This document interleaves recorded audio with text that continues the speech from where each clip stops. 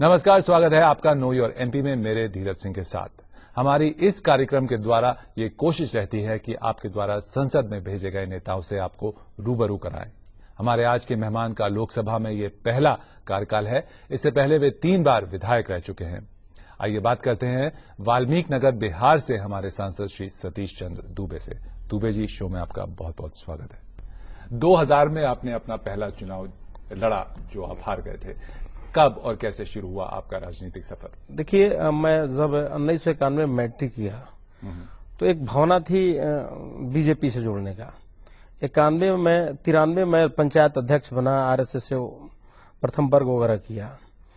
2000 में मैं शिवसेना से चुना। पार्टियां तो बहुत थी उस समय, लेकिन बीजेपी से मिलता जुलता नेचर रहता है उस पार्टी का। तो शिवसेना से मैंने चुनाव लड़ा और वहां बीजेपी का कैंडिडेट चुनाव जीता। मात्र लगभग 1000 के आसपास वोट के आंकड़ा से उन्होंने चुनाव। लेकिन क्यों नहीं मिला आपको बीजेपी से टिकट? उस समय हम यंग थे, मेरी कोई अपनी मजबूत पहचान बीजेपी में नहीं थी, इसलिए मुझे पार्टी उस समय टिकट नहीं दे पाई और हमने ट्राई भी नहीं किया, चूंकि उस समय उम्र बहुत कम था। तो मैंने शिवसेना से चुनाव लड़के अपनी एक पहचान बनाई और 2005 में मुझे भारतीय जनता पार्टी टिकट दिया और भारतीय जनता पार्टी के चूंकि नेचर मेरा उसी से मिलता था, तो हमने फरवरी का चुनाव लगभग 17,000 के मार्जिन से चुनाव जीता जी। फिर राष्ट्रपति शासन लागू हो गया। फिर भारतीय जनता पार्टी के ही टिकट से हमने चुनाव लड़ा 6 महीना के बाद। तो उस समय हम लगभग मेरी रिजल्ट हुई थी लगभग 23,000 के। फरवरी में 27,000 मात्र कुल वोट मिला था और 43,000 के आसपास में वोट मिला 6 महीना के बाद। और 5 साल मैंने चनपटिया से विधायक रहा। मन में एक जिज्ञासा था कि मैं लोकसभा का प्रतिनिधित्व करूं। जी जी। तो आज नहीं तो कल जी। उस समय जदयू और भाजपा का ऐलान था बिहार में और मेरा घर पड़ता था नरकटियागंज विधानसभा में, परसिमन में जो लागू हुआ। तो मैंने नरकटियागंज में शिफ्ट कर गया। भारतीय जनता पार्टी के नेताओं से मैंने बातचीत करके मुझे वहां टिकट दिया गया। मैं वहां से चुनाव लड़ा और वहां भी मेरी वोट बढ़ गई। लगभग 45,000 कुल वोट मिला था। 22-23,000 वोट से मैंने चुनाव वहां भी जीता। आपने बताया कि जब छात्र जब थे उस समय से आपको इंटरेस्ट था राजनीति में आने का, तो क्या लगता था कि राजनीति में आकर कैसे आप अपने समाज का या देश का जो एक तरह से सिचुएशन है उसको बदल सकेंगे? मैं बता रहा हूं कि मैं जिस परिवार से बिलोंग करता हूं, एक साधारण फैमिली के मेंबर हूं मैं। अंदर एक गरीबों की भावना बहुत करीब से मैं देखता था कि स्टूडेंट क्यों नहीं डेवलप करते हैं, पढ़ने वाले लड़का है उसको क्यों बैक हो जाता है। इस तरह की गरीबी से मैंने काफी गुजरा हुआ था। तो एक मन में अंदर था कि अकेले आप बहुत कुछ नहीं कर सकते हैं। तो एक माध्यम था राजनीति। शुरू से एक भावना थी कि राजनीति में जाएं और राजनीति में अपनी पकड़ बनाते हुए अपनी टिकट लें, चुनाव लड़ें, चुनाव जीते, गरीबों के बीच अपनी पहचान बनाएं, जितना बन सके उसका मदद करें, एक आवाज बने गरीबों का, और सोच यहां तक पहुंचाया है। जी, कैसा अनुभव था आपका जब आप पहली बार जीत कर आए हो विधानसभा के सदस्य? मैं जब चुनाव जीता तो लोग जब मुझे विधायक जी कहते थे तो उस समय मुझे एक अजूबा टाइप लगता था कि मैं विधायक, लेकिन कभी अपने आप को विधायक आदमी शो नहीं कर पाया। एक विधानसभा में बैठना, क्षेत्र का काम करवाना, ऑफिस में जाना, उस समय आदमी फील करता था कि मैं विधायक हूं। लेकिन जनता के बीच में जाने के बाद एक आम जनता बन के रहने में मुझे बहुत अच्छा लगता था और उसी का नतीजा रहा कि पब्लिक से हमेशा आदमी जुड़ के रहा और पब्लिक यहां तक पहुंचाई। 2014 का अभी का जो चुनाव है उसमें आप काफी बड़ी एक प्रभावी मार्जिन से जीत कर आए हैं। इसका श्रेय आप किसको देते हैं? मोदी वेव को देते हैं कि अपने किए हुए काम को देते हैं? हम पहला तो देंगे मोदी वेव को, क्योंकि मोदी जी का एक बहुत मजबूत हवा था, आंधी थी। दूसरा कि एक जनता के बीच में रहना। जनता लास्ट में जाके सोचती है कि कौन आदमी एज यूजुअल मिल जाता है, साधारण ढंग से मुलाकात हो जाएगी, उससे हम अपने बात रख पाएंगे। एक जनता के अंदर ये मैसेज था कि गरीबों के बीच में आते जाते रहते हैं और जनता के, पब्लिक की चाहे किसी वर्ग का हो, उससे मिलने में कोई सतीश दुबे से परेशानियां नहीं होती है। एक मैसेज था। सतीश जी, आपकी एक जो छवि है क्षेत्र में और प्रदेश में, वो एक बाहुबली नेता की है, जो जिसके पास मसल पावर है काफी। क्यों ये छवि आपकी रही है प्रदेश में? देखिए, एक परिस्थितियां होती है।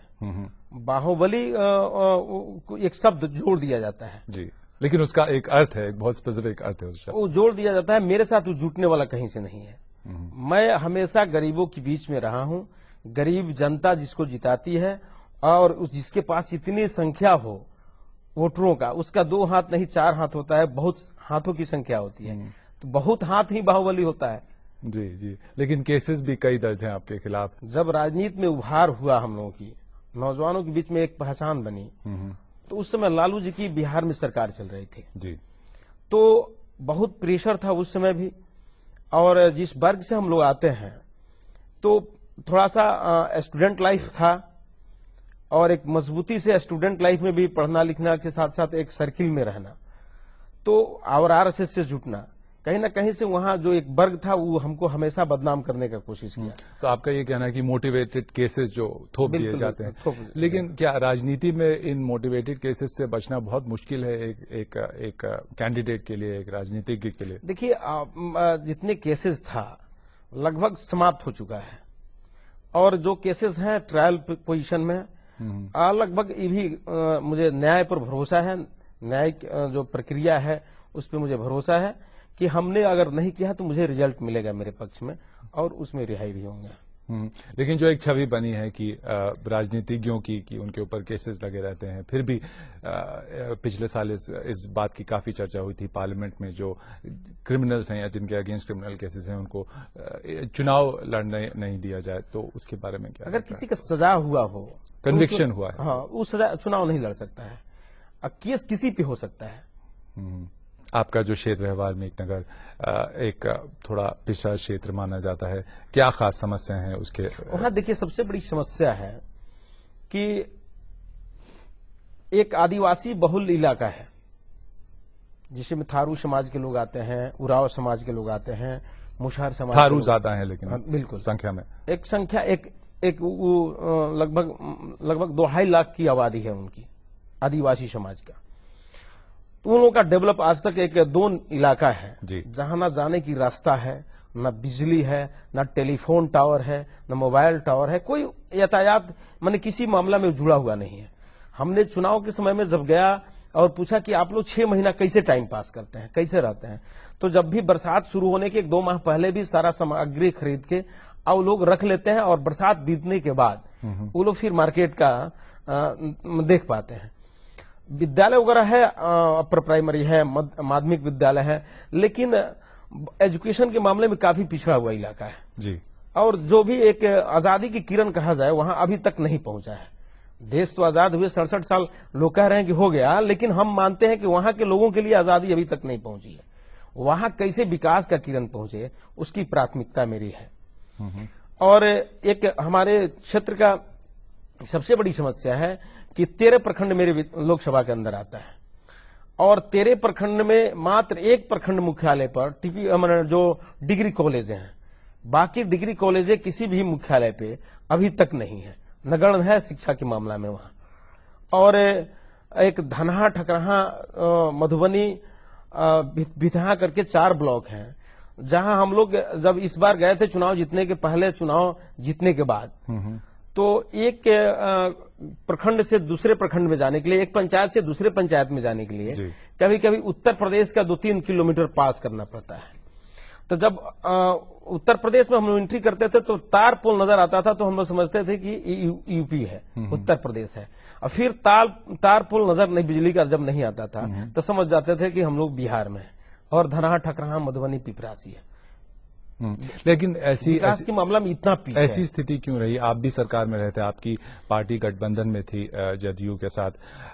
देखिए, उस समय जब हम लोग गठबंधन में थे जी, तो ऐसा नहीं कि हम लोग उस जगह को डेवलप नहीं किए, उस जगह को हम लोग डेवलप नहीं किए, ऐसा नहीं है। वहां एक बहुत बड़ा ब्रिज हम लोग बनवाए, जो प्रखंड मुख्यालय, अनुमंडल मुख्यालय से जिला मुख्यालय से जोड़ने के लिए, धनहा रतवल पुल।